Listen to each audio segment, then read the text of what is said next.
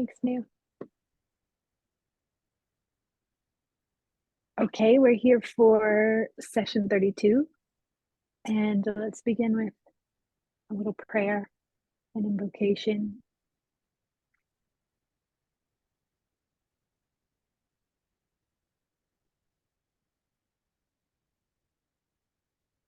I wish to say a heartfelt thanks and gratitude to those of Ra. Thank you for providing us with this information. Thank you for your service. And thank you to all of our guides, our allies, our guardians, our angels. Thank you for being with us in the midst of whatever challenge, whatever catalyst we're facing. Thank you for supporting us to anchor to truth, to goodness, to love. Thank you for supporting us to continue to learn about oneness, which is to say, learn about ourselves and our true nature. Thank you, Ra. And thank you also to our friends at L&L Research. Thank you for initially bringing this material in, and thank you to those who steward the material now.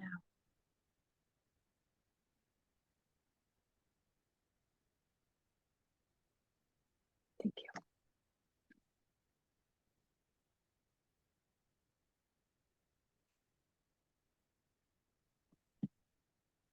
you. Okay. Thanks, Session BJ. 32. Yeah, you're welcome. Okay. Session 32. Anybody want to kick us off? I can read. Cool. I am Ra. I greet you in love and in the light of the one infinite creator. We communicate now. Questioner, I have a little question I will throw in at this point from Jim. I will read it. The instrument's physical complex is now in the process of recovering from taking a chemical. She was ignorant of the opening that she was creating. How can each of the three of us present be more aware of how such openings may be created in our actions and thoughts? Is it possible that we could make such openings innocently as we question in certain areas during these sessions? And then what can we do to protect ourselves from undistorting influences in general? Is there any ritual or meditation that we could use? I am Ra. Although we are in sympathy with the great desire to be of service exemplified by this question, our answer is limited by the distortion of the way of confusion. We shall say some general things which may be of service in this area. Firstly, when this instrument distorted its bodily complex towards low vital energy due to this occurrence, it was a recognizable substance which caused this. This was not a, shall we say, natural substance, nor was the mind-body-spirit complex enough aware of its distortion towards physical weakness. The natural ways of, shall we say, everyday existence, in which the entity without the distortions caused by ingestion of strongly effective chemicals may be seen to be of an always appropriate nature. There are no mistakes, including the action of this instrument. Secondly, the means of protection against any negative or debilitating influence for those upon the positive path was demonstrated by this instrument to a very great degree. Consider, if you will, the potentials that this particular occurrence had for negative influences to enter the instrument. This instrument thought upon the Creator in its solitude, and in actions with other self, continually praised and gave thanksgiving to the Creator for the experiences it was having. This, in turn, allowed this particular entity to radiate to the other self such energies as became a catalyst for an opening and strengthening of the other self's ability to function in a more positively polarized state. Thus, we see protection being very simple. Give thanksgiving for each moment. See the self and the other self as creator. Open the heart. Always know the light and praise it. This is all the protection necessary. Yeah, let's pause there. Any thoughts about all that?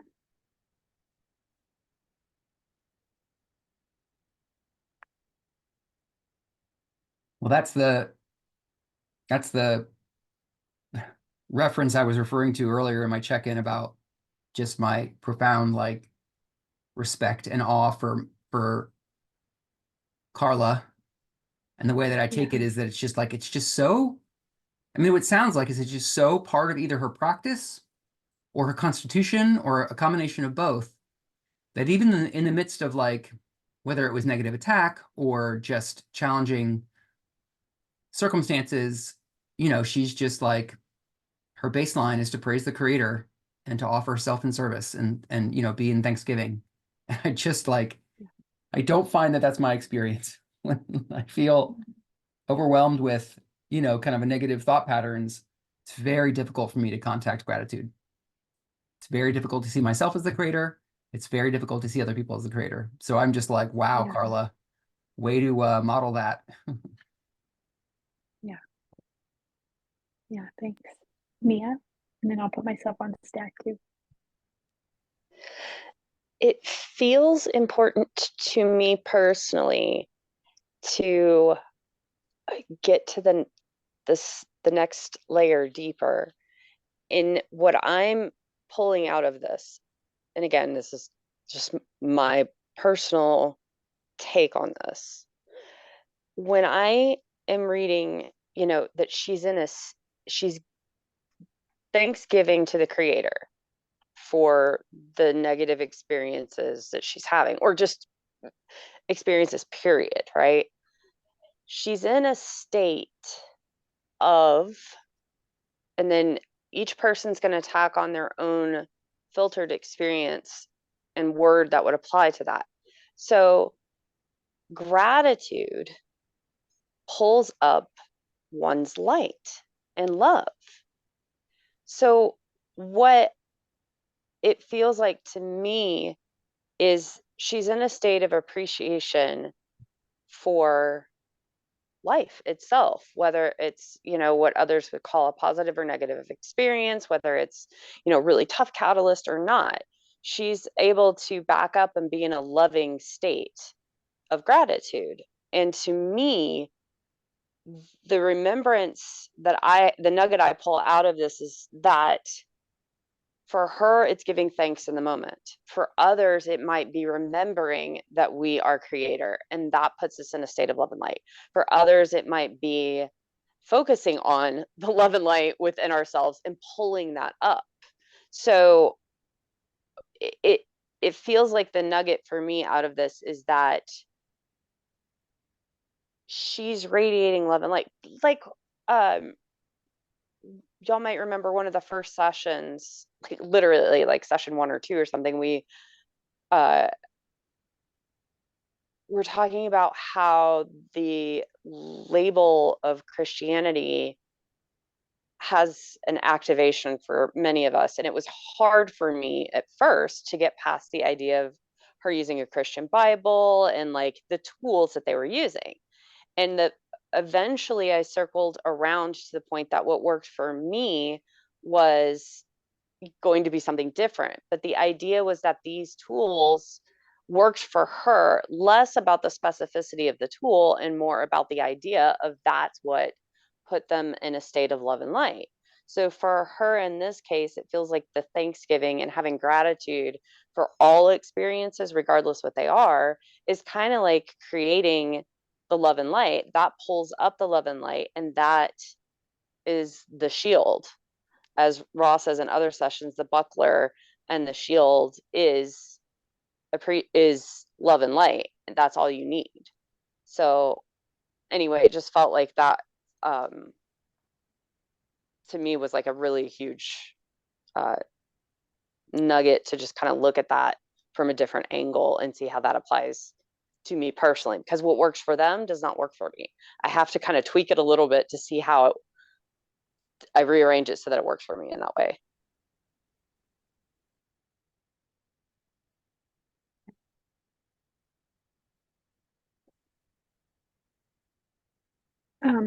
what I'm curious about, and then you'll be next, Sean. What I'm curious about is what people think about, and this just applies to my own personal journey right now, but I'm sure other people's, yeah, I think this will be relevant to a lot of our quests, or what we're all kind of what we tend to go through as humans is like, so when we open the heart, so Ra's suggestion, give thanksgiving for each moment, see the self and the other self as creator, open the heart, always know the light and praise it. So I'm really curious about the difference and the distinctions between having the heart open and opening the heart in the midst of a challenging situation, and like saying yes. Like, for instance, if someone's coming at you in a way that like you don't have space for, you don't have a yes, to receive them in that moment. Like, how can you have an open heart to them while also saying, I hear you, I love you, and no, like, I don't have that to give right now, or, I have a boundary. Like, I'm just really curious about, to hear from others about how that kind of distinction lives in you. If anybody has something to share about that.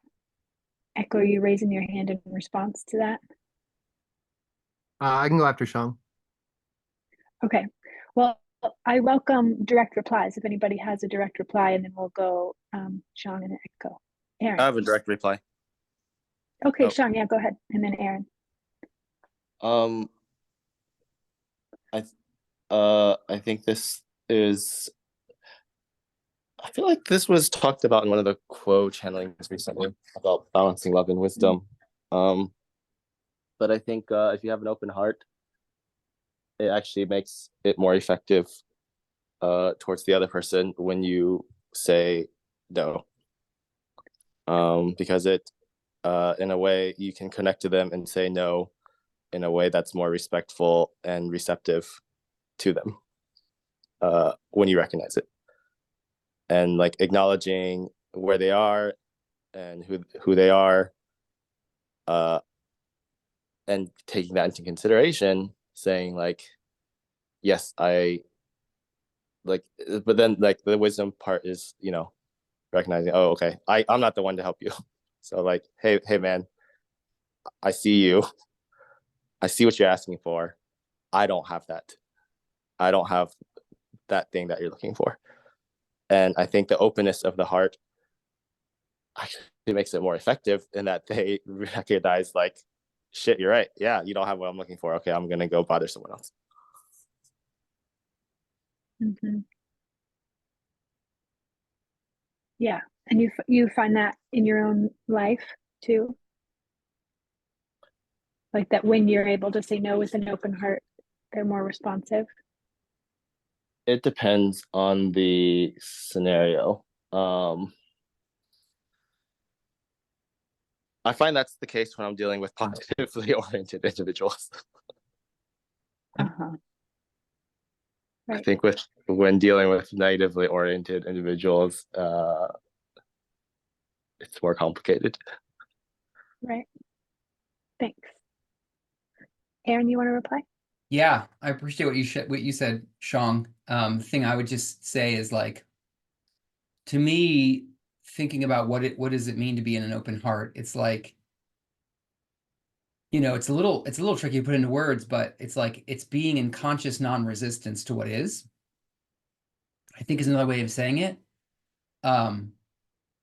Which is completely distinct from feeling in alignment or in support of what's happening. Or, it's like being in non-resistance doesn't mean being in agreement with it. And I think with that, or condoning. And I think that what that brings forward is that like the creator is complex. I mean, the creator is infinitely complex. Its desires are infinitely complex. And we're just repping what we're repping. So I think we can be in an open heart. Someone could approach us, and either come at us or ask us for something. And they're repping what they're repping. And so like to be in an open heart is to realize like, oh yeah, their desire is valid and they're just repping the creator in their own way. it doesn't mean it's aligned with what I'm repping. You know, I'm repping the portion of the desire that is me in my essence. And so there's a sophistication there of like being able to be in non-resistance to like, oh, there's just two separate desires here. There's two different things the creator's wanting, what I'm wanting and what the other person's wanting. They may not be compatible, but to be in an open heart, just like you were saying, Shang, I think that it does open us to more wisdom too. Like to be in non-resistance, I feel like it allows us to be actually more in touch with the truth of what moves us, like what our connection to the creator is, and helps us know what's appropriate in terms of, what we're available for and not available for.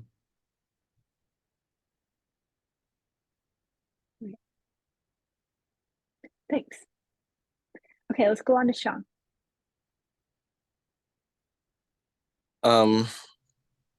I wanted to go a little bit more in depth on like this whole defense thing, or like, how do you protect yourself? Well, just appreciate the moment, see the self as the other self, open the heart.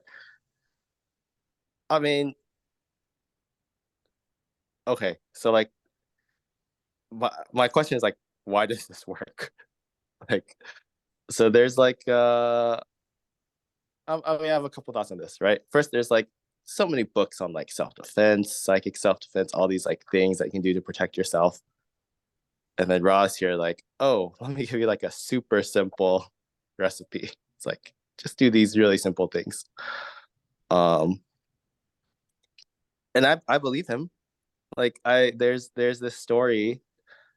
I don't know if it's true or not, but there's a story about Buddha, I think, where like there's someone got really there's like a longer story, but I don't remember. All I remember is like some dude got really mad at Buddha, like super mad at Buddha, because like Buddha like was helping people and then like really screwed over this guy because like he was taking advantage of them or something. So he's like super mad at Buddha. So he goes to Buddha and like tries to like scream at him, yell at him, but once he enters his presence, he just can't bring himself to do it. And like this happens multiple times, and eventually he like breaks down in front of Buddha and asks to be a student. Like, and that's what came to mind of like, I guess if you're just like giving off the creator energy so widely, like it just is that some sort of like, why does this work? Like I don't like. Because on the other hand, it's like, yeah, if I'm thankful every moment, does that like protect me from other people like harming me? I'm not sure. Like why does this why does this work? Like what is it? So give thanksgiving for each moment. That's one. See the self and other self as creator. Open the heart. Always know the light and praise it. It's like 4 simple things, I guess. Only supposedly simple. Like, yeah. What does this do to actually like protect you? Looks like Aaron has a response, and then I do too. Yeah, what I wanted to say, I think it's a fantastic question. And I think what comes to me in response to it is like what Ra is pointing at, the effectiveness of what true protection is like. It kind of requires us to like question, wait, what am I actually? Like from the perspective of preserving the body, this may not be effective. Like to take Ra's words to heart and to really just open the heart and always know the light and praise it, it may not actually preserve the body. You may actually need to take the self-defense course to preserve the body. And it may be wise to preserve the body. But Ra's coming from a perspective where they know that we're not our body. Like I think their recommendation is relevant to the soul as it's on a journey that spans thousands or tens of thousands of lifetimes. And I think that the protection that they're talking about is what helps our souls be strong in our soul evolution. Not necessarily what's going to protect the body to persist in one lifetime.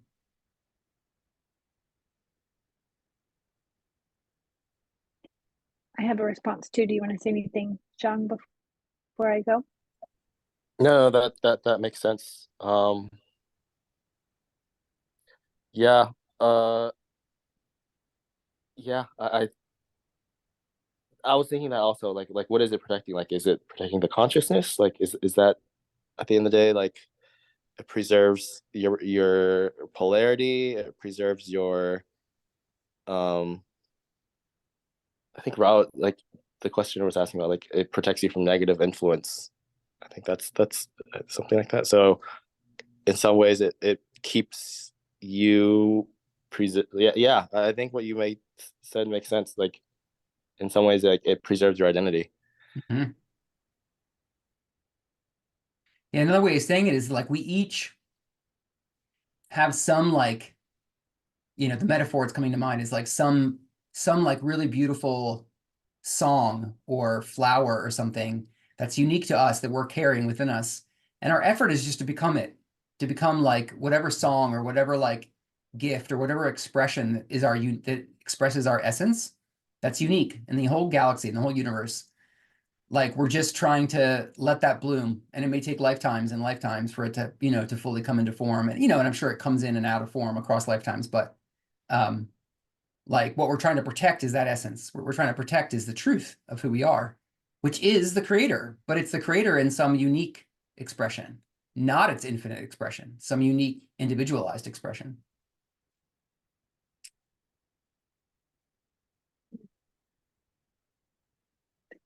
Yeah, so what I want to share too is like, so this question that you're asking, I experience a lot in my own inquiry and with clients too. Um, so like, so to use the example of like needing self-defense, like say someone's coming at me, like it looks like I'm about to be mugged. I'm out on like a city street and I'm like, there's somebody coming at me. I'm like, oh shit, um, and the thing hasn't happened yet, but like they're there right in front of me and it looks like it's about to happen. Um, if I'm able to, well, so in inquiry, the way that I facilitate it is like welcome the stressful thoughts in that moment. So for instance, like this terrible thing is about to happen. So there's option A is like those thoughts are happening and I'm identified as like this terrible thing is about to happen. I'm identified as the one to whom this terrible thing is about to happen. And then I'm like envisioning those images of the future and like, oh, like there's tension in the body. That's option A. And then option B is like when I'm able to welcome those thoughts, then what happens is I transcend the thoughts. Like just the act of sort of welcoming what arises, which to me is very like it's the same thing that Ra's saying, giving thanksgiving for each moment, seeing the self and other self as the creator, opening the heart, knowing the light and praising it. Like that's the same thing as welcoming, because to me it's becoming the space in which everything arises. When I'm able to welcome anything that's happening, I become the space rather than the little one who's identified, the little person who's about to be mugged. So then I'm able to, like when I welcome it, it's like, okay, I'm able to see, look, it looks like this might be about to happen, but I'm not locked into the body and being the one who's about to be mugged. Like there's a greater access to wisdom and information because there's a greater peace. There's like, well, even if this is the end of the body, that's okay because I know myself beyond the body, and at the same time I want to preserve the body. How do we do that? There's just different wisdom. And so to me, like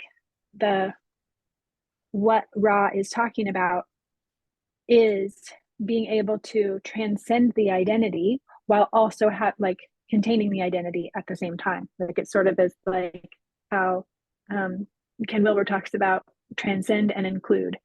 You transcend it and also have it as part of what's happening. Like that, yep, looks like this one might be about to be mugged. And like I see that, and it just feels like those kind of gestures return us to our true nature. So that's my thought. I want to add something to what you and Aaron said, which is I wonder if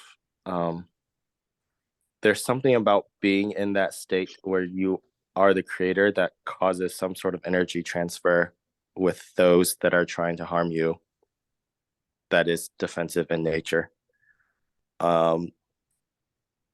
So when you brought up the story of being mugged, or the hypothetical of being mugged, there's another story that came to mind, which is like about a Buddhist monk who was about to get attacked or mugged or something, and then he like prayed intently that like, hey, it's okay if I die, but I sincerely wish that I can be reincarnated with these people who have killed me so that I can become their teacher and teach them what it means to love.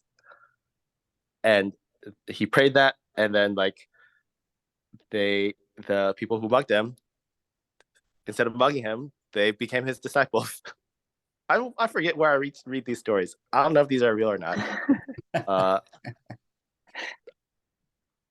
But like if it is real, I wonder if there's like some sort of like being in that state that energetically interferes with people who are trying to do negative things.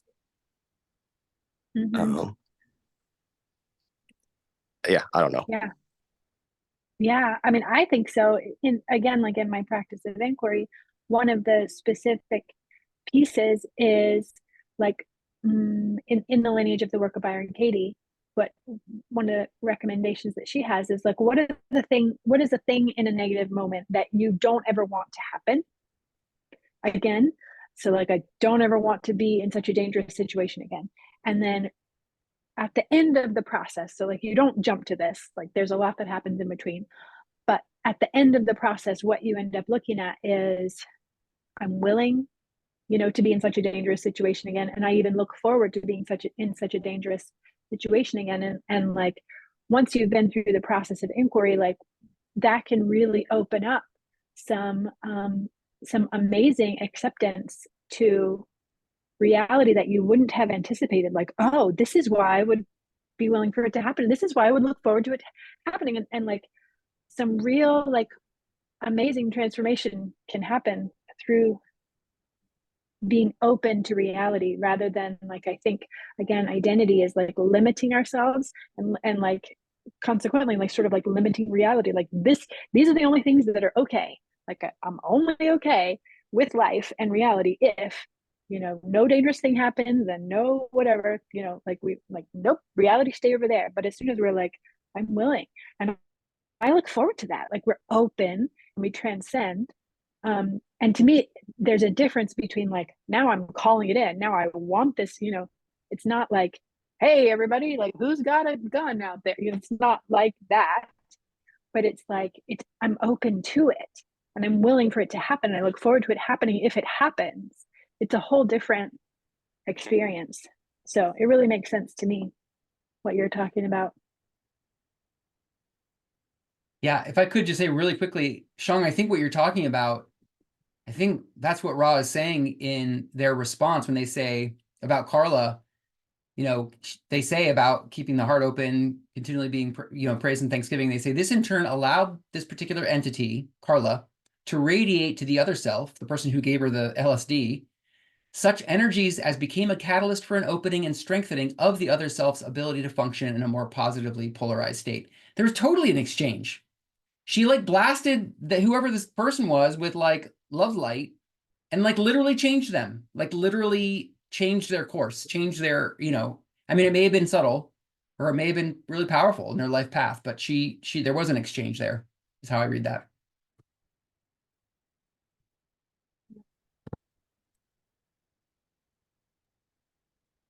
Cool. Echo, you put your hand down. Are you done or you want to jump in? I'll just say a couple of words on the thoughts that came up anyway. Yeah. Yeah. It's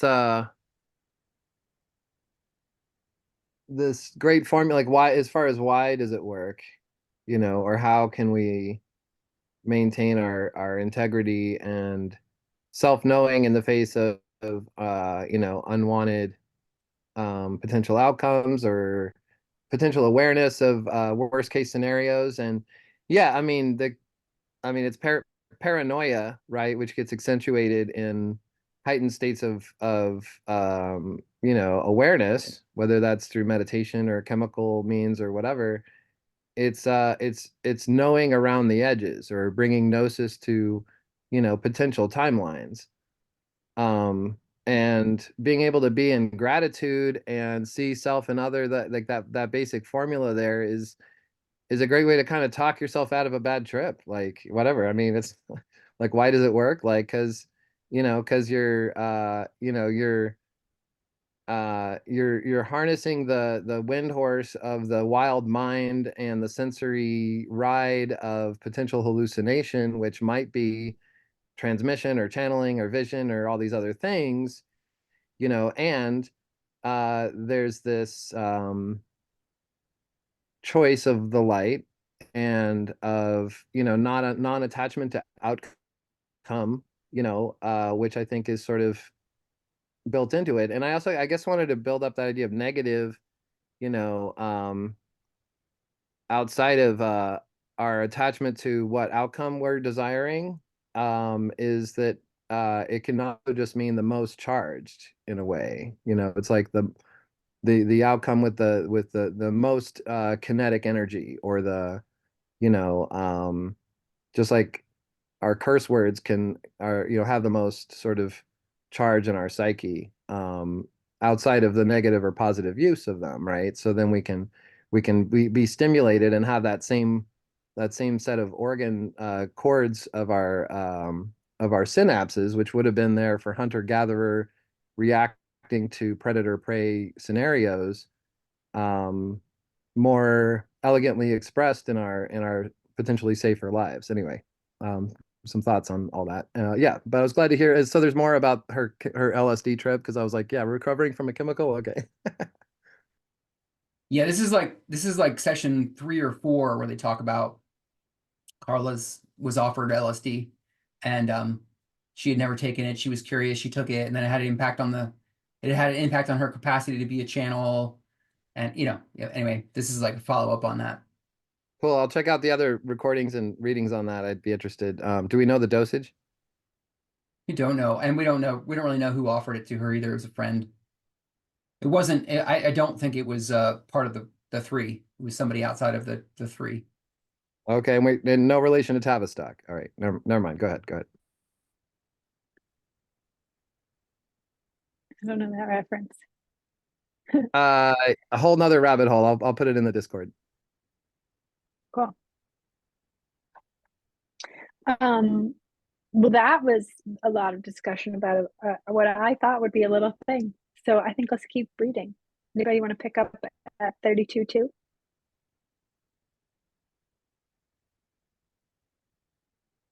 I can keep reading. Oh, sure. That sounds great. It sounds like you were going to pick up. I was, but yeah, if you're into it, go ahead. Sure. 32 questioner, thank you very much. I will now continue with the material from day before yesterday. Our subject is how sexual polarity acts as a catalyst in evolution, and how to best make use of this catalyst. Going back to that material, I will fill in a few gaps that we possibly don't understand at this point too well. Can you tell me the difference between orange and yellow ray activation? I'm going to work up from red ray right on through the violet, and we covered red ray. So what's the difference between orange and yellow ray activation? I am Ra. The orange ray is that influence or vibratory pattern wherein the mind-body spirit expresses its power on an individual basis. Thus, power over individuals may be seen to be orange ray. This ray has been quite intense among your peoples on an individual basis. You may see in this ray the treating of other selves as non-entities, slaves, or chattel, thus giving other selves no status whatever. The yellow ray is a focal and very powerful ray, and concerns the entity in relation to, shall we say, groups, societies, or large numbers of mind-body-spirit complexes. This orange we correct ourselves. This yellow ray vibration is at the heart of bellicose actions in which one group of entities feels the necessity and right of dominating other groups of entities and bending their wills to the wills of the masters. The negative path, as you would call it, uses a combination of the yellow ray and the orange ray in its polarization patterns. These rays, used in a dedicated fashion, will bring about a contact with intelligent infinity. The usual nature of sexual interaction, if one is yellow or orange in primary vibratory patterns, is one of blockage, and then insatiable hunger due to the blockage. When there are two selves vibrating in this area, the potential for polarization through the sexual interaction is begun.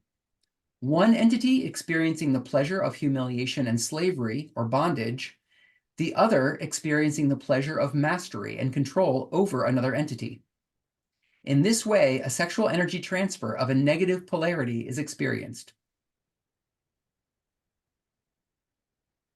Should I keep going a little bit or I think pause? I'm not sure. All right, why don't you just pause? That's a lot. Okay. Yeah, that's a lot.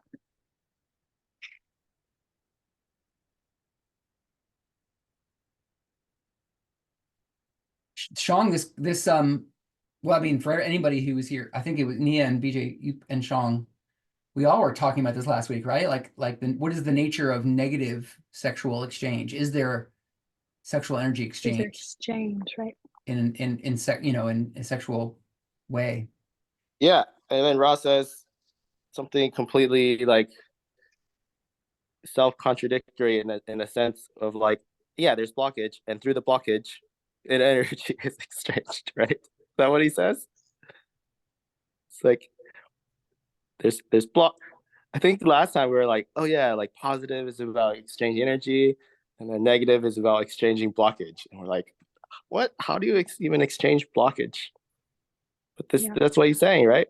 Like, there's a blockage, and then through this blockage, sexual energy transfer of negative polarity is experienced.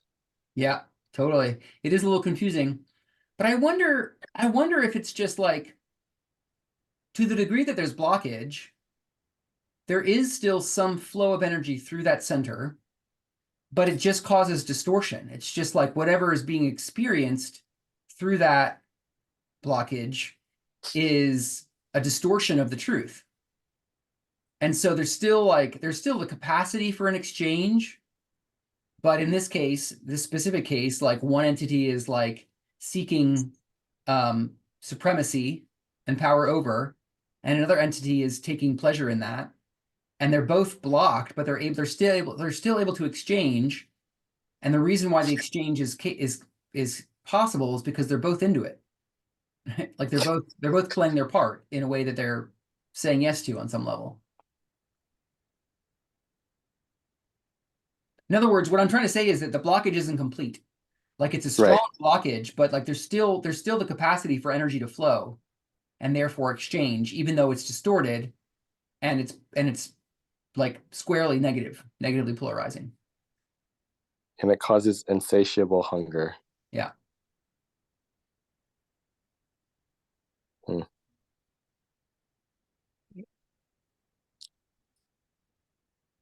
Can someone speak more about the color stuff there? I don't always get that. I was appreciating BJ's sort of integral Ken Wilber stuff of kind of, integrating the previous elements of the spiral. And I'm familiar with that colors, but these are different colors, and I need my law of one color guide.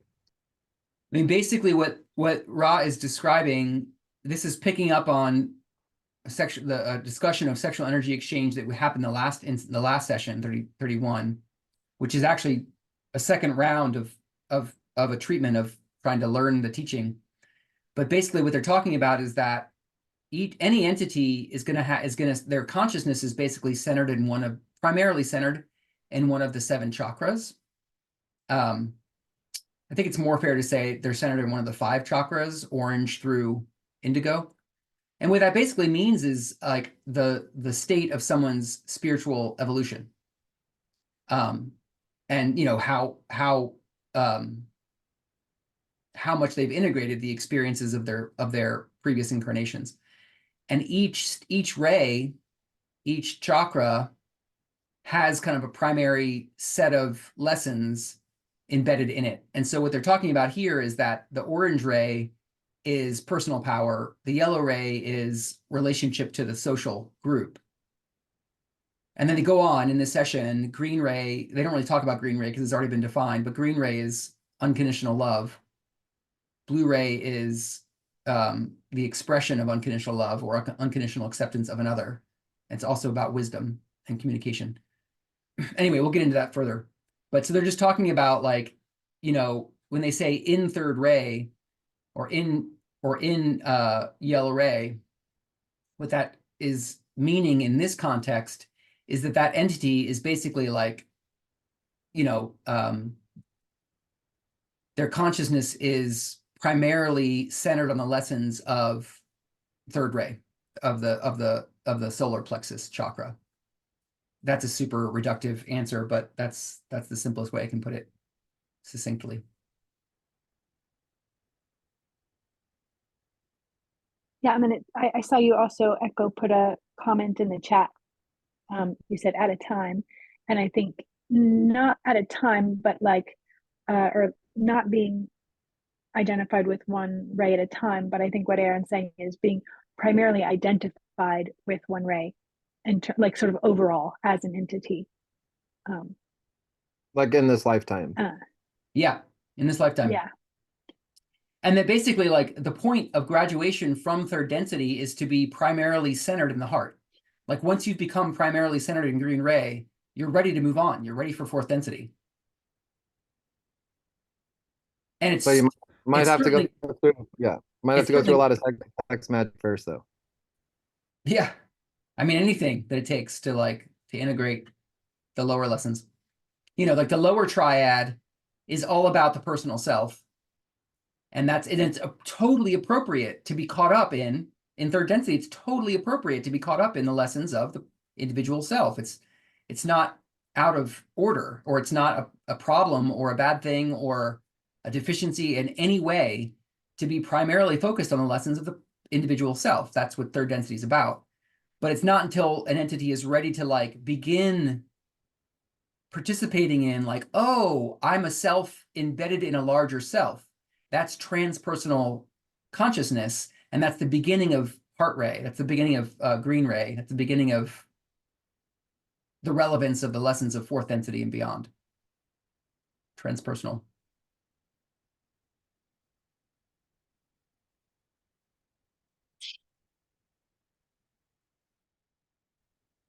Any other comments on this, or shall we keep going? I just thought it was a little bit strange that Roz, Don wasn't asking about negative, the negative use of the yellow and orange rays. Don was just saying, hey, can you just describe yellow and orange and what's the distinction there? And Roz's answer seems to be completely focused on the negative use of those rays for some reason. Yeah, agreed. Yeah. I wondered if it's. Go ahead, Sean. Sorry, go ahead. I wondered if it's specifically because of Don's wording, like orange and yellow ray activation. Okay, is that what swung the answers that way? I'm not sure. You want to jump in, Sean? Yeah. To build on what you said, is it inherently negative to be activated in those rays? Is it is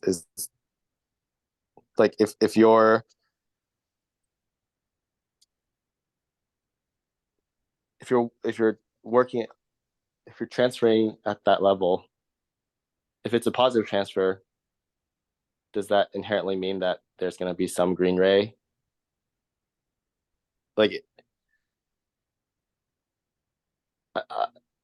I'm envisioning like, okay, if you're positive, it would be, what does that just mean? It's going to be more balanced through the colors, so it's not so dominant in those two.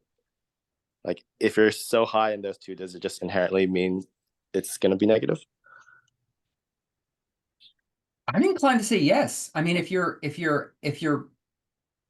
centered in orange or yellow, you're centered in interest, in self-interest. Even if you're kind of a generally nice person or a generally goodly person, you know, you're bounded by your own self-interest. I think that that's inherent in the lessons of those rays. It's not until you've begun to work in the green ray that you're even that an entity is even capable of considering the interests of another over the interests of the self. And on the positive path, like all interactions are seeking the green ray. Ross said that in last session. All interactions are going to be seeking green ray activation and green ray exchange. But it might be, it might be in fits and starts. And in the meantime, there's still a little bit of power game involved.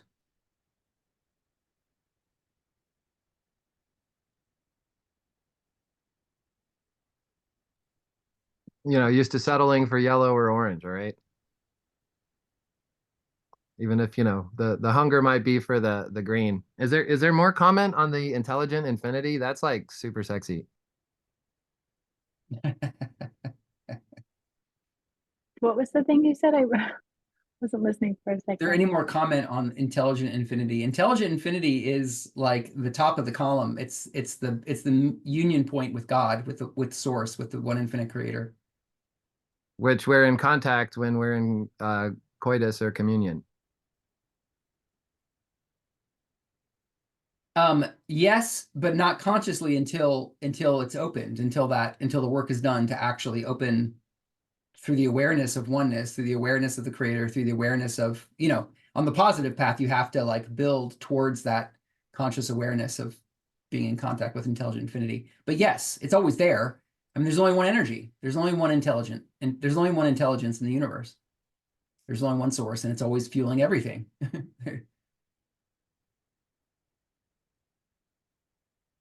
Love it. Yeah. Yeah. Just that excerpt there about how it will put us in contact with that intelligent infinity. I was glad to hear that kind of, presence.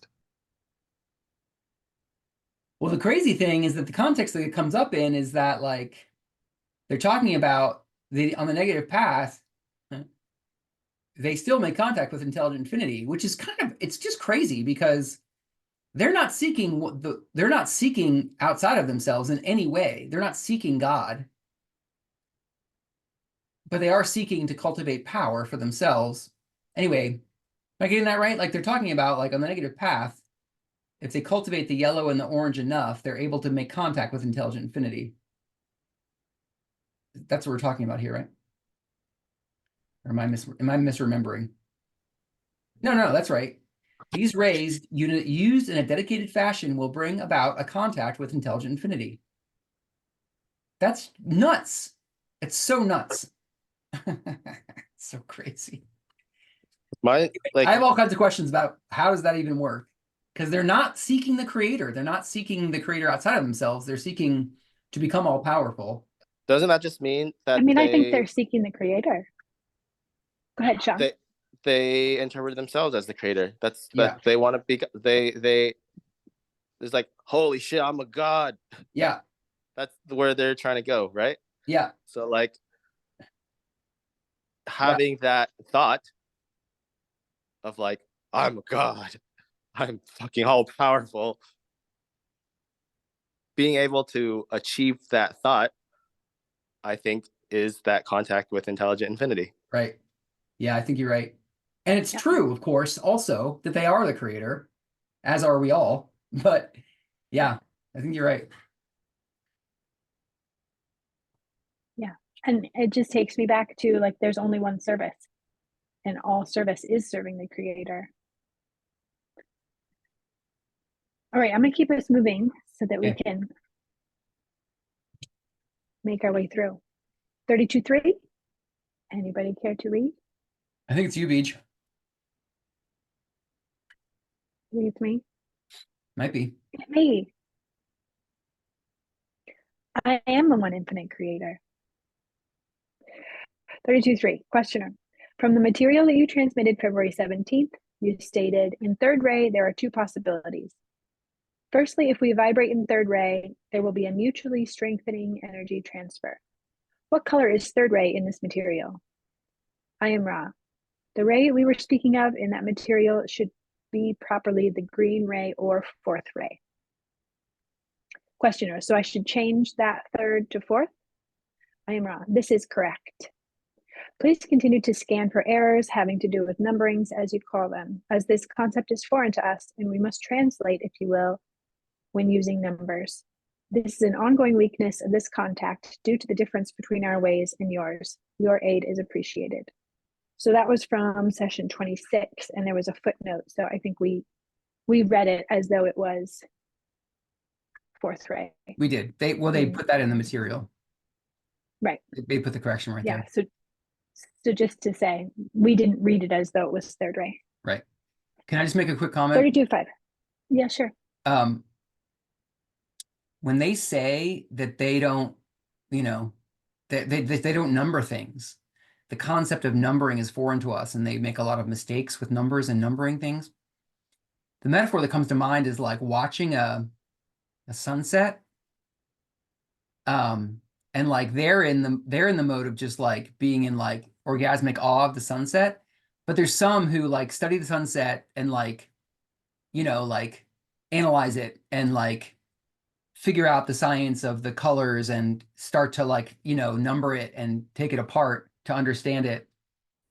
You know, and it's a sloppy metaphor, but like everything that's happening on Earth is like this big pulsing organic movement, and they're just seeing it as its organic thing. And down here, we like number things and we like categorize things and we like chop it all up, and so we can understand it and talk about it and communicate about it. But they're just like taking it all in as like a unified whole, and they don't number it. They don't see it as separate things or something like that. That's the sense I get about how their consciousness is different than ours.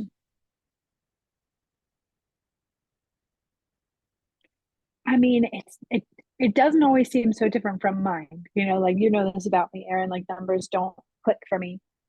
And, you know, just earlier I was talking about Stardew Valley, and like at the end of every day in Stardew Valley, I look at like how all the coins that we got and what, you know, what the cheese was selling for or whatever.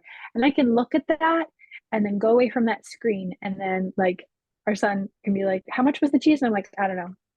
He's like, you just saw it. I'm like, I know. I just saw it. I don't remember. Like, nope, doesn't stick. Interesting. Okay, moving on. 32.5. Questioner. Okay, thank you. I believe that for the time being, we've amply covered green ray. So I'm going to skip over green ray and go to blue ray. Could you tell me the difference that occurs between green and blue with the emphasis on blue ray? I am Ra. With the green ray transfer of energy, you now come to the great turning point sexually, as well as in each other mode of experience. The green ray may then be turned outward, the entity then giving rather than receiving. The first giving beyond green ray is the giving of acceptance or freedom, thus allowing the recipient of blue ray energy transfer the opportunity for a feeling of being accepted, thus freeing that other self to express itself to the giver of this ray. It will be noted that once green ray energy transfer has been achieved by two mind-body spirits in mating, the further rays are available without both entities having the necessity to progress equally. Thus, a blue ray vibrating entity or indigo ray vibrating entity whose other ray vibrations are clear may share that energy with the green ray other self, thus acting as catalyst for the continued learned teaching of the other self. Until an other self reaches green ray, such energy transfers through the rays is not possible. Questioner, my next question had to do with indigo ray. Is there any difference between indigo and blue ray energy transfer? I am Ra. The indigo ray is the ray of, shall we say, awareness of the creator as self. Thus, one whose indigo ray vibrations have been activated can offer the energy transfer of creator to creator. This is the beginning of the sacramental nature of what you call your bisexual reproductive act. It is unique in bearing the allness, the wholeness, the unity in its offering to other self. Questioner. And then finally, the violet ray. What is the difference between the violet ray and the others? I am Ra. The violet ray, just as the red ray, is constant in the sexual experience. Its experience by other self may be distorted or completely ignored or not apprehended by other self. However, the violet ray, being the sum and substance of the mind-body-spirit complex, surrounds and informs any action by a mind-body-spirit complex. I think I'll read just one more and then we can discuss again. Questioner. Do the energy transfers of this nature occur in 4th, 5th, 6th, and 7th density? I mean all of the rays? I am Ra. The rays, as you understand them, have such a different meaning in the next density and the next and so forth that we must answer your query in the negative. Energy transfers only take place in 4th, 5th, and 6th densities. These are still of what you would call a polarized nature. However, due to the ability of these densities to see the harmonies between individuals, these entities choose those mates which are harmonious, thus allowing constant transfer of energy and the propagation of the body complexes which each density uses. The process is different in the 5th and the 6th density than you may understand it. However, it is in these cases still based upon polarity. In the 7th density, there is not this particular energy exchange, as it is unnecessary to recycle body complexes. We've all been recycled. Okay, so green, blue, indigo, violet.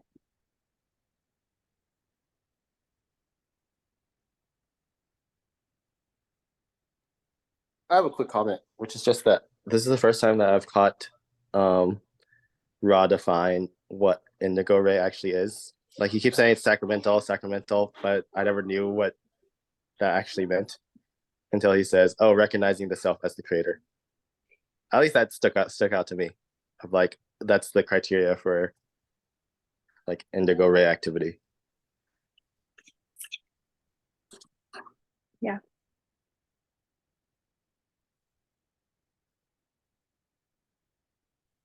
Yeah, I was just thinking about a related I was thinking about something that was very similar, very related to this, which is like what does sacred even mean? Like, what is this word sacred? And sacramental is, derived from or closely related to sacred.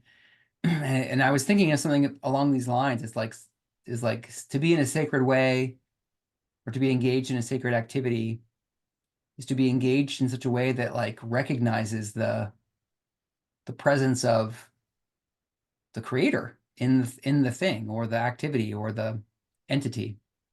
It's kind of what I was reflecting on, and it seems related to this too.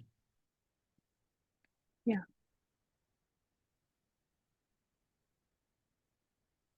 I have a curiosity question for everyone from 32.5 in the first paragraph. Ross says, the first giving beyond green ray. Oh, beyond, that's the part that I missed before. The first giving beyond green ray. Okay, so they're talking about blue ray. I just answered my own question. Mm-hmm. It seemed to say green ray, and then Ross seemed to say blue ray, and then I was like, wait, I didn't catch that before, the like switch, but I think it wasn't a switch, so never mind. Well, I want to pick up on that and just say, like, I noticed in reading that this week was the like just the relationship between green and blue in this context. Like, green is the inner experience of acceptance. Like when we're able to accept whether it's ourself or another self, that's green. But then blue is when we're able to like project that acceptance, like to tell someone and really mean it, that they're perfect as they are, is like a blue ray activity. And I was like, that's really interesting. Green is like the inner experience of it, and blue is the projection of that experience. Yeah. So what do you take, like, because to me, like, if they're both about giving, what is green ray giving? So like blue ray is giving acceptance in a way. What is green ray giving? It's the I think it's just the sharing of the experience non-verbally, or it's being in the consciousness of acceptance, but not necessarily like projecting it. Maybe like the and I might not have it right, but it's like you can be in the experience of accepting someone else, but not like consciously project that to them, whether it's verbal or not. Like I feel like the Blu-ray is like some sort of externalization of that inner experience. So the green ray would just be the inner experience of it, and you're still experiencing acceptance for that person, Right. but you may not extend it to them or like give that acceptance to them externally in some way. I don't know. That's my like. Yeah. So you can like make a fertile environment for them to accept themselves in a way. Mm-hmm. Or to know acceptance for themselves, rather than blue is more like experience that they're accepted beyond themselves or something, like that reality accepts them, or I accept you, or whatever. Yeah, I think the difference is you're communicating it in some way. Like Blu-ray is about communication.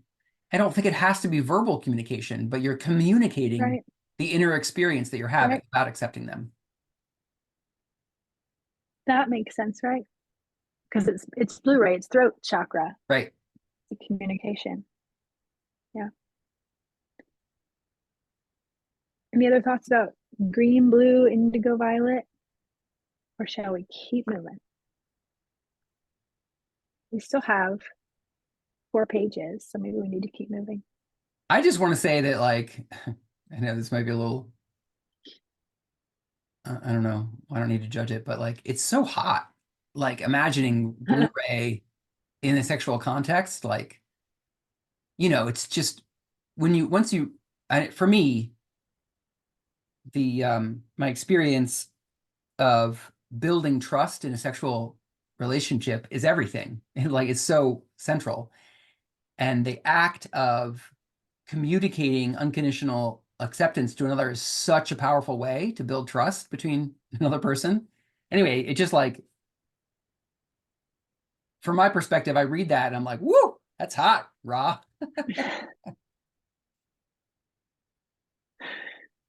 You start blushing. Yeah, sorry. Yeah. That's cute. Moving on. I'm going to move us on. 32.9. Anybody want to pick up? I'll pick up. 32.9. Questioner. I am assuming from what we have previously looked at, we have on Earth today and have had in the past 4th, 5th, and 6th density wanderers. As they come into incarnation in the physical of this density for a period as a wanderer, what types of polarizations with respect to these various rays do they find affecting them? Can you tell me that? I am Ra. I believe I grasp the thrust of your query. Please ask further if this answer is not sufficient. 4th density wanderers, of which there are not many, will tend to choose those entities which seem to be full of love or in need of love. There is the great probability of entities making errors in judgment due to the compassion with which other selves are viewed. The 5th density wanderer is one who is not tremendously affected by the stimulus of the various rays of other self, and in its own way offers itself when a need is seen. Such entities are not likely to engage in the, shall we say, custom of your peoples called marriage and are very likely to feel an aversion to childbearing and child raising due to the awareness of the impropriety of the planetary vibrations relative to the harmonious vibrations of the density of light. The sixth density, whose means of propagation you may liken to what you call fusion, is likely to refrain to a great extent from the bisexual reproductive programming of the bodily complex, and instead seek out those with whom the sexual energy transfer is of the complete fusion nature, insofar as this is possible in manifestation in third density. Questioner, can you expand a little bit on what you mean by complete fusion nature? I am Ra. The entire creation is of the one creator.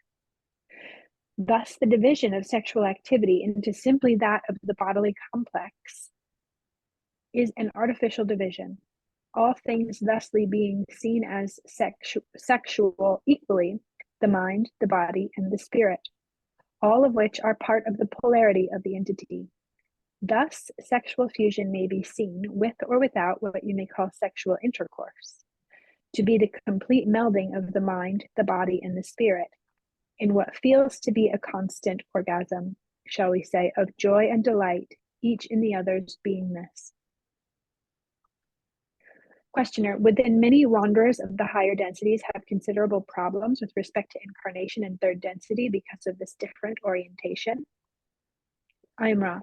The probability of such problems, as you call them, due to sixth density incarnating in third is rather large. It is not necessarily a problem, if you would call it thusly. It depends upon the unique orientation of each mind-body-spirit complex having this situation or placement of vibratory relatives. Let's pause there.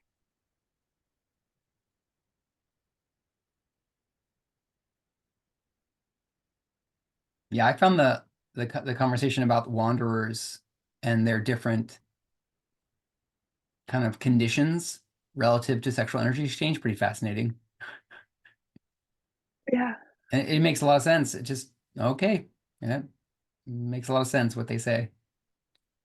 Fourth density, there's like an overabundance of compassion, and it seems like they tend to misjudge people and extend the benefit of the doubt. And, you know, it seems, I think I've seen plenty of examples of that kind of relationship where it's a very one-sided thing and one person just gives and gives and gives all the time, inserts to the other, and they get taken advantage of. I mean, that's not all. I mean, that can happen with just 2 3D entities, of course, but it's interesting, makes sense. And then I also think that I just wanted to make a comment. You know, this happened in 1981. They say that fourth density wanderers, of which there are not many, I think that's changed. I think there's a lot of fourth density wanderers here now who have come to participate in the first, you know, in Earth's fourth density vibrations. I think that number has increased dramatically, is my guess. What makes you think that? Well, I think it's later in the sessions, they talk about how a lot of the children being born in the 80s are actually have actually graduated third density, whether it's from here or from other places, and they've come to be the first wave of the fourth density consciousness of Earth. And so that's only been going on for, 40 some years since then. So that's a lot of new incarnates who are probably fourth density native souls. Mm-hmm. And they're not, it's like weird because they're not they might not be properly called wanderers because Earth is fourth density vibrating, so, but it just hasn't fully manifest in space-time because of the condition of the mass mind of Earth. So it might be a semantic thing, but I do think there are a lot of fourth density souls who are incarnating in the last 40 years.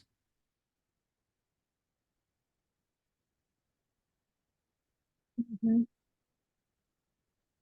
And I think Quo backs that up and says the same thing in more recent channelings.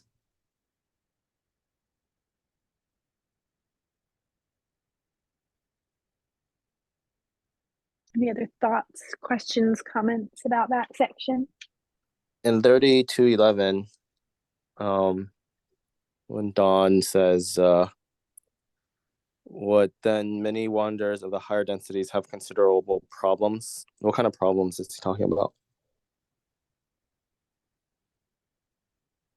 Is that just like, I don't know, like like problems with the body complex? Like what kind of problems? I think they're just, I think Don's just following up on what Ra said in 09, which is like fourth density wanderers may find themselves in relationships where they made errors in judgment. I see. And fifth density wanderers may find not very much interest in participating in, in like, raising children, for example. And then sixth density, they may not want to be in relationship or have sex at all, unless like the relationship offers a really elevated, I think when they say the fusion nature, they're like, they only want to be in relationship with people who are available at all levels. They only want to be in relationship with people who can like reflect the love of the creator back and forth. Right, got it. Yeah. And then here, trying to find that kind of relationship can be difficult and would present problems. If I may, it Yeah, please, Nia. reminds me of when we were discussing that, in short, some wanderers' only purpose is to incarnate in a third density body in order to bring about love and light to Gaia's field, to Gaia's grid. Like they do not have purpose to pay taxes and hold, a typical societal normal quote unquote life. They're here. I think of Buddhist monks. Some have literally, they'd spend their entire lives either in temple and or in sacred places, doing nothing but feeding that level of positivity back into the grid. They're literally, it reminds me of like a patch on an air mattress or something, or in a tire. Like their specific vibratory purpose of incarnation is just to be supportive. And when we're talking about, we have Dawn asking these questions from a very third density perspective around relationships and what that looks like for an average person. But a fifth and sixth density wanderer is not, I feel, would not be average, so to speak, and not be dealing with level of cultural norms that many of us are. And so it just brings that to mind when they're asking these questions and looking for, that seems super obvious to me that wanderers from those densities are not going to be interested in going through their density experience with another entity is in basic third density relationship aspects, because they're already past that. They've already learned those lessons. They have higher vibratory things to do. And if I just might add one thought on that, they might have moved on to those higher frequencies, but as we see with the need for the alien hybrid programs and other things, like they left some soul behind when they went up and left reproduction and other things, sort of, oh, we don't really need that. We can laboratory or think our way through it and communal mind, which is purple and great, but there was apparently something left out that they had to come back for, seemingly. Yeah. Yeah.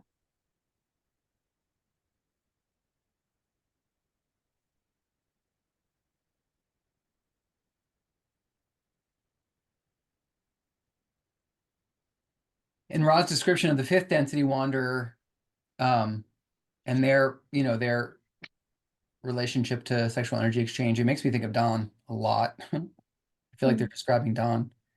And I might have said it before, but my theory is that Dawn was a fifth density wanderer and Carla and Jim were sixth density wanderers. And of course, I don't know that that's true, but seems like the description of fifth density wanderers seems like a description of Don and his relationship to marriage and sexuality. Mhm.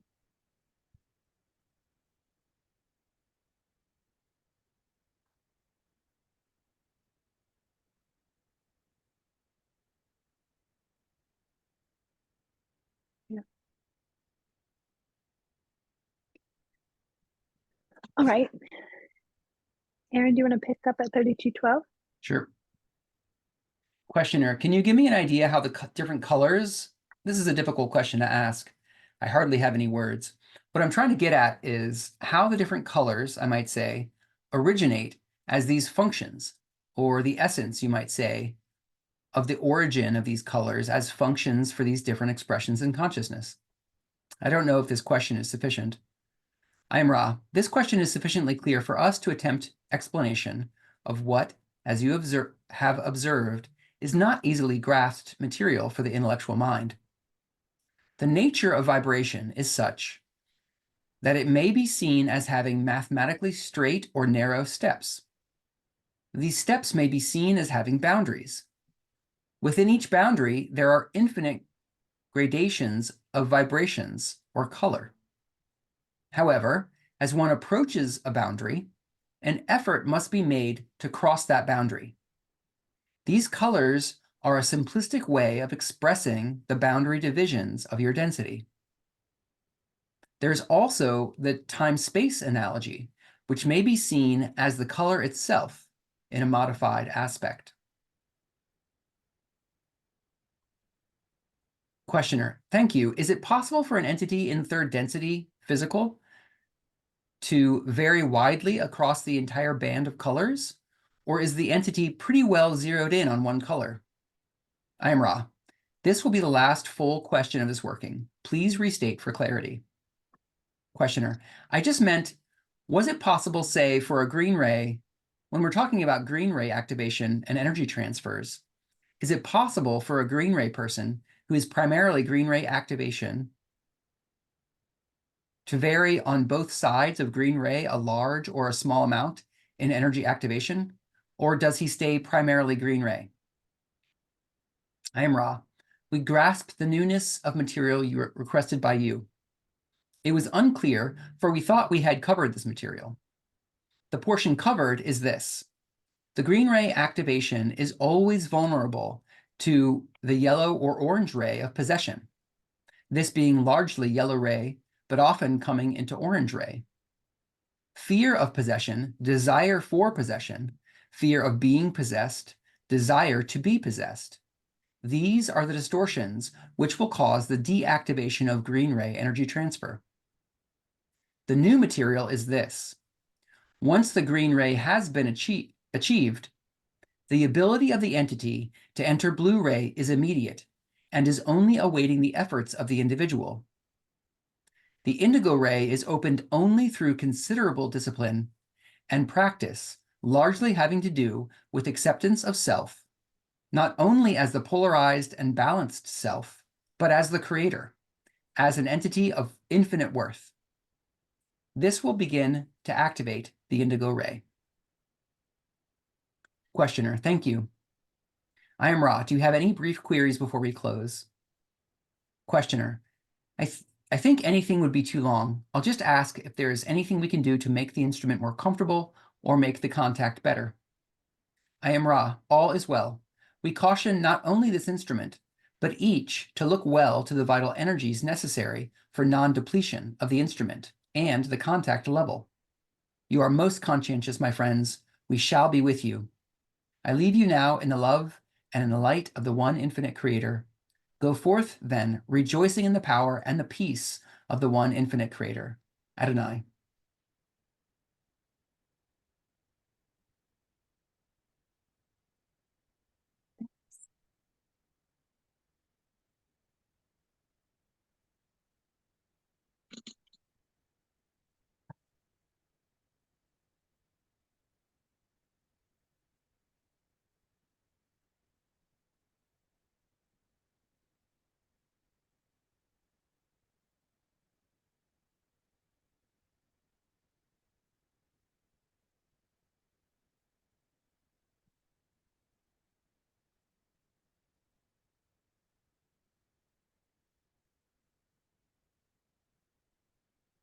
curious if anyone has a sense of a grasp of the boundaries that Ra was talking about in 32:12. And they say the nature of vibration is such that it may be seen as having mathematically straight or narrow steps. These steps may be seen as having boundaries. Within each boundary, there are infinite gradations of vibration or color. However, as one approaches a boundary, an effort must be made to cross that boundary. Any thoughts about that? Yeah, I was thinking about that too. I think that the most concrete example that we have from Ra about that is the densities. I think it takes effort to graduate from any density, and to graduate from third density, the effort is polarization, spiritual polarization, metaphysical polarization.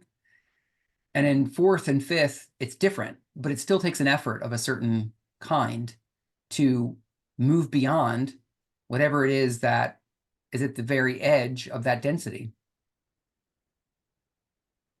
Right. Yeah, I was thinking about that too. The image of electron orbitals came to mind, where there's like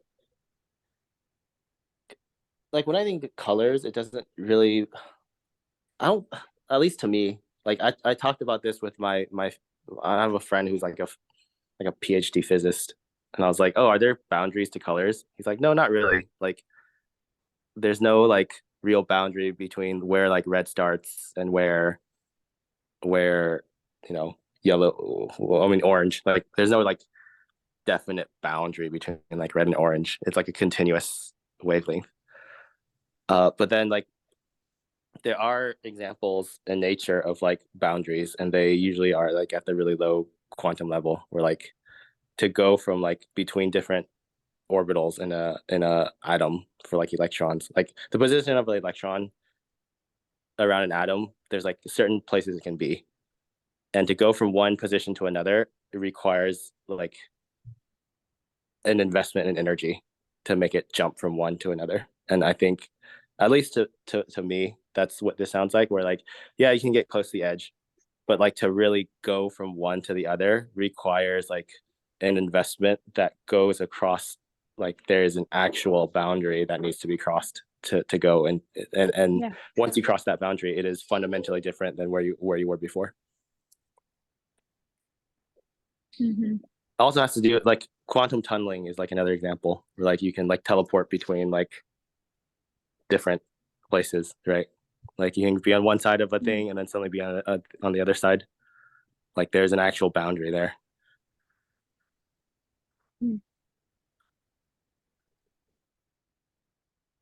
Yeah, what it's making me think of is kind of like little gravity wells or something, like almost like little dips or something. There's like a little dip for red and a little dip for orange. And like if I'm in red, I'm like pretty much in red, and I can move from one side to the other without having to like, in order for me to get to orange, I have to like use more energy or will or intention to get over that. Okay, now I'm in orange, and like kind of hang out in orange and move around in orange. I don't know if that is accurate, but that's what it's making me think of. Do you want to share, Aaron? Yeah, I was looking for a good diagram. This is the best one I could find in a GIF. This is from Walter Russell, but he talks about these locking potentials, which are these planes, physical planes that exist in the octave of matter. And it totally has to do with the atomic structure and like the difference between one element and another. And I don't know how this corresponds to densities, but I think they're the same thing. But anyway, he talks about there's literally there are these natural barriers that exist between the different points in the octave of matter. And yeah, so I mean, I can't really get into it so much here, but I just wanted to bring up like there's something that Walter Russell talks about that's exactly what we're talking about. Like there is a particular boundary that exists between the colors. Mm-hmm. And it's a part of the fabric of space-time.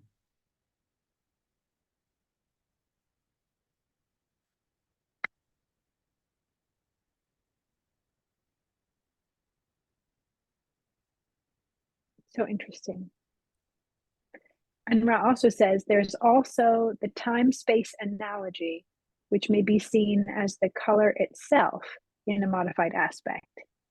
And that comment is right over my head. Well, can I take a pass at trying to, I mean, I don't know if this is right, but can I just try to say anything about that?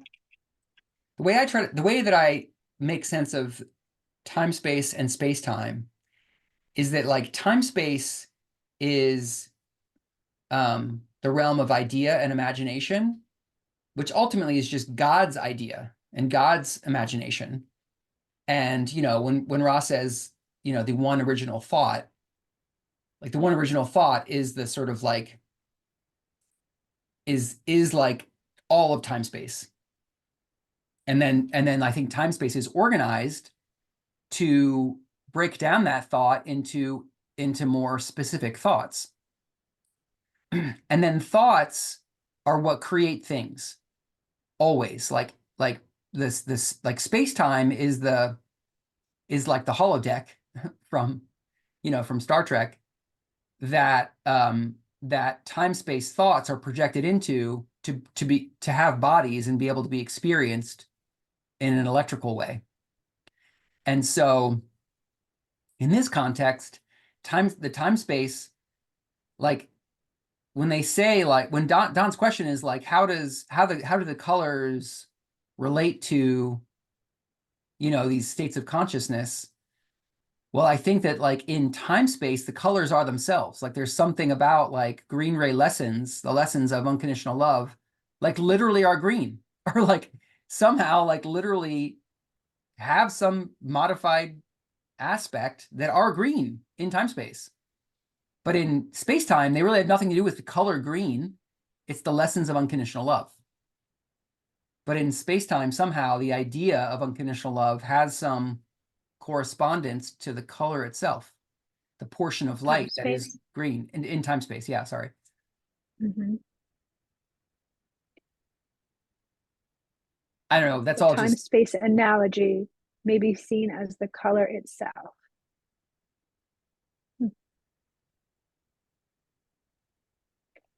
I didn't grok everything that you said either, but it definitely seems like you get something that I don't quite get yet.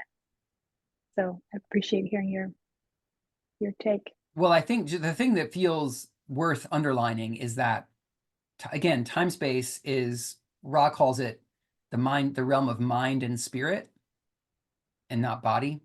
And I think it's the realm of thought. It's the realm of like conceptualization and an idea.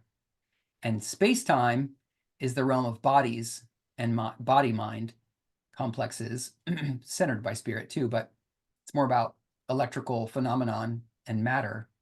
And it's the manifestation of time-space. I think that all things in space-time manifest from a corresponding idea in time-space, always. That's my sense. Yeah. If I'm grokking Ra correctly. It might not be.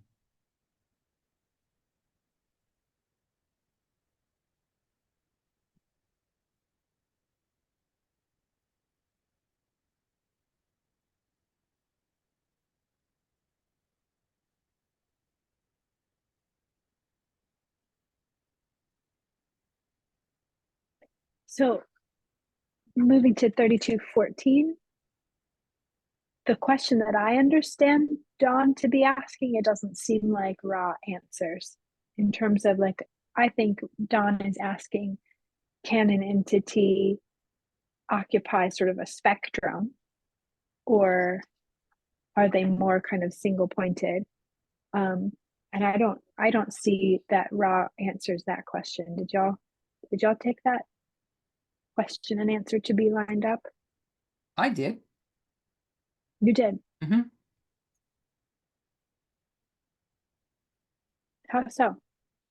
I think like the vibrational set point of an entity, or what they would also say the Kundalini point, like whatever the meeting point of the upward and downward spirals, is an indication of the primary ray that a person is operating from.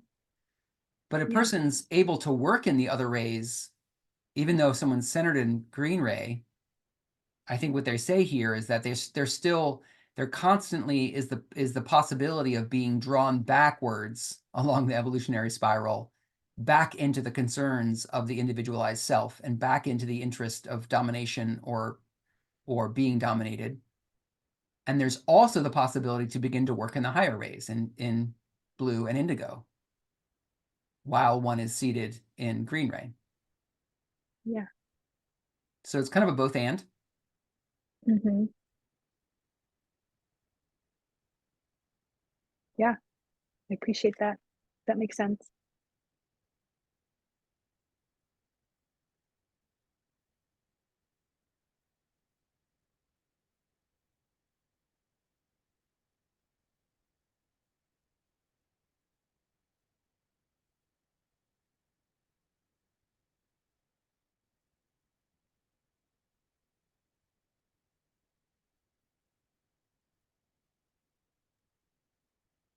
I'm reminded of the Pythagoras and the, the sort of the different sacred geometries that also correspond with the different sort of um, levels of complexity, which I don't think had color correlations, but they seem also like sort of crystallization points on what's otherwise sort of an infinite spectrum that can be seen as a, a local locus or node, in the structure of complexity.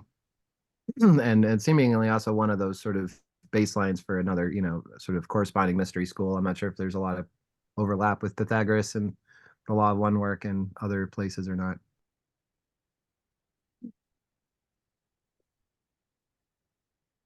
I totally want to time travel and go visit the Pythagorean mystery schools so bad.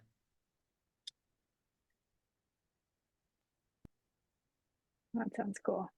You would inevitably change them, and then we'd end up with a whole different set of them up here in the present. Oh, stop being realistic. I'm just kidding. Only surrealistic, thank you. Surrealistic only. Right, right.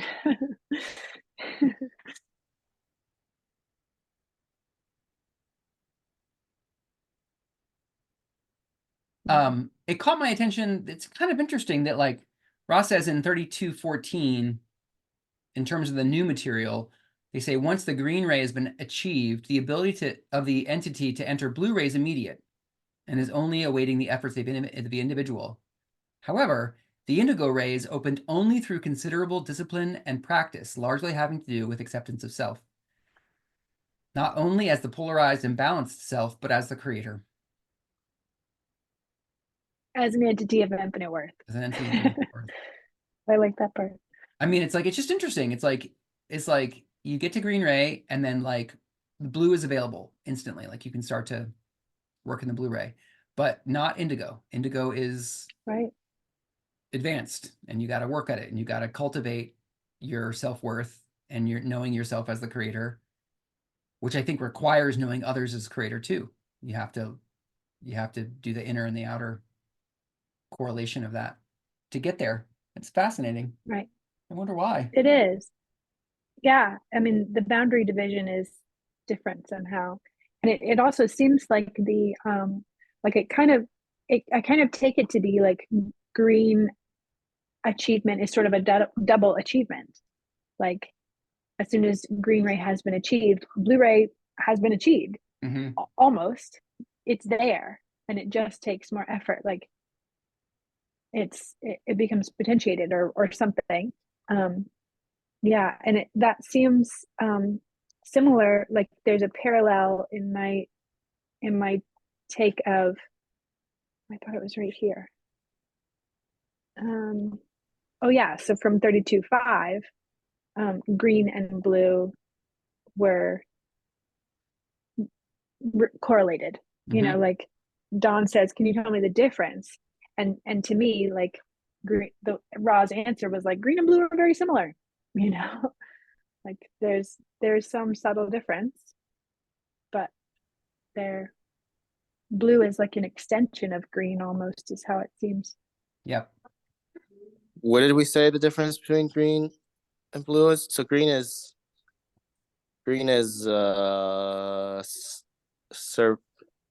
like the inner experience of acceptance, universal love and compassion. And blue is the communication of that. what does that mean in practice? Like Heart and voice. Like I could be here and having the inner experience of you, Shang, of like perfectly accepting you, but not saying anything about it. And then I could tell you that I experience you that way. That it's simple, it's as simple as that.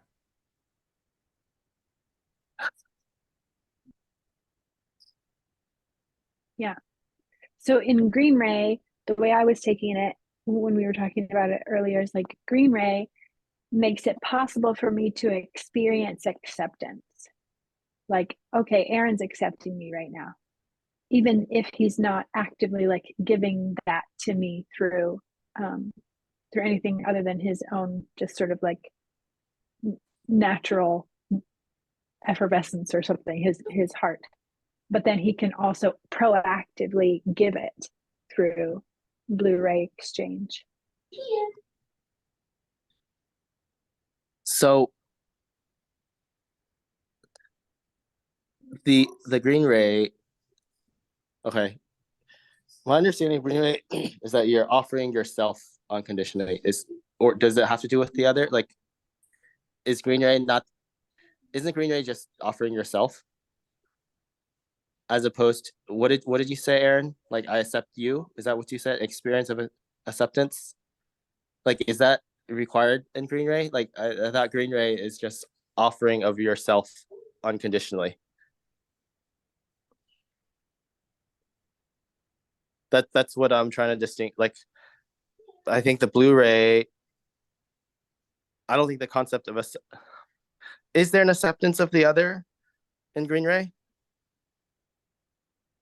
I think by definition, like our concept of what we are starts to become universal once we reach green ray activation.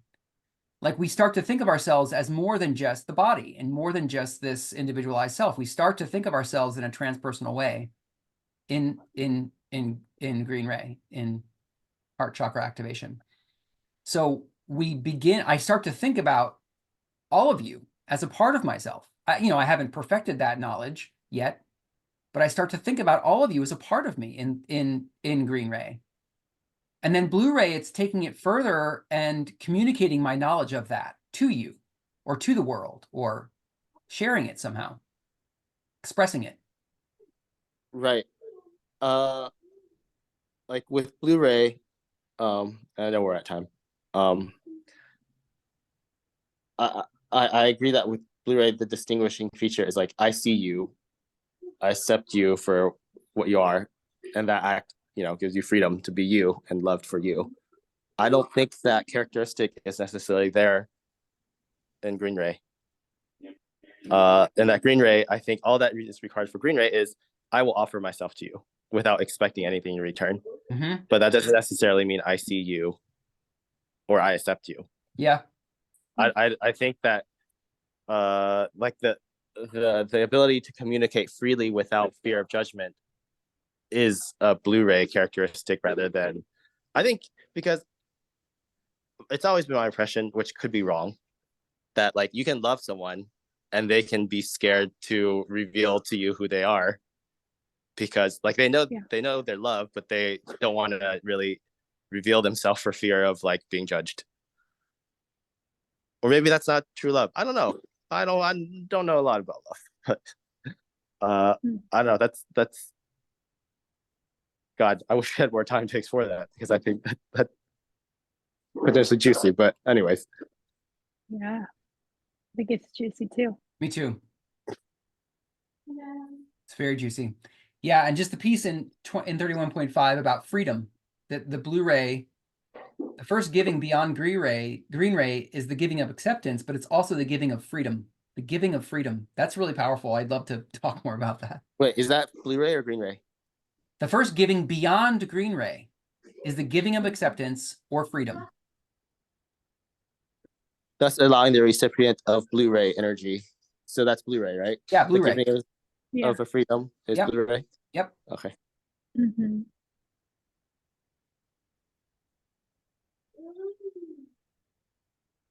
Mm. I hear your people, Sean.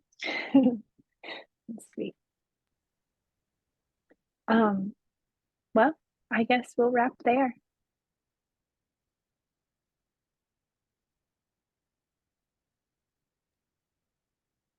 Loving you, family. Love y'all.